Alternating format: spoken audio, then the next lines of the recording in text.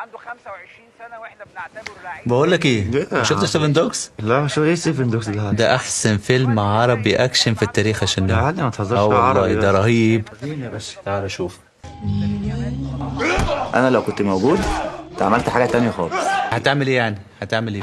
مش محتاج دي.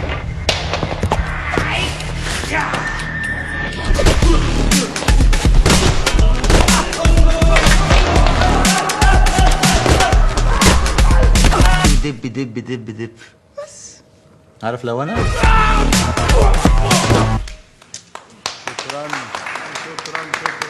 الواد امه لو موجود هيخش يزق ويشوط ويطير ويكشف للتاني ويمشي المشيه بتاعته كده وهو بيتدلع.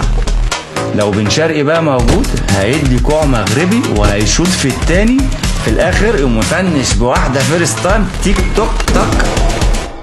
خلص. عارف ناقصه مين؟ ناقصه مين يا حبيبي؟ زيزو. كان رقص الاولاني وعدى من التاني كده وهوب من فوق التالت. بص النطه وكتف في الرابع والخامس في المقص على طول. انا هخش اكمل.